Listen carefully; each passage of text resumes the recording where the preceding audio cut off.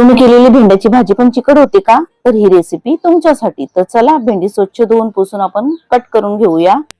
तर भेंडी ते कट करून झालेली आहेत आणि गॅसवर मी पॅन ठेवलेला आहे। आधी तेल टाकून घेऊया त्याच्यामध्ये आणि तेल छान थोडंसं गरम झाला की थोडंसं 1 चमच भर जिरं फोडणीला टाकायचं आहे। जिरं छान तडतडलं की आपण इथे मी मीडियम साईजचा 2 कांदे कट करून घेतलेत आणि 2 ते 3 हिरव्या मिरच्या कट करून घेतल्या त्या टाकून घेऊया। आणि कांदा आणि मिरची छान आपल्याला परतून घ्यायची।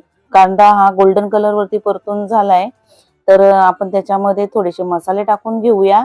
1 चमचा मी इथे धनेपूड आणि अर्धा चमचा हळद आणि चवीपुरतं मीठ टाकून घ्यायचं आहे आणि त्या मसाल्यामध्ये हे मसाले पण कांद्यामध्ये छान परतून घ्यायचे आहेत।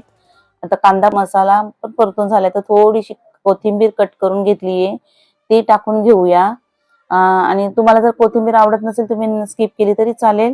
आणि आता लगेचच आपण ही भेंडी कट केलेली टाकून घ्यायची आणि भेंडी टाकून घेतल्यानंतर त्यांना छान मसाल्यामध्ये सगळं मिक्स करून घ्यायचं आणि याच्यावरती झाकण ठेवायचं नाहीये। झाकण ठेवलं की भेंडी चिकट होतात।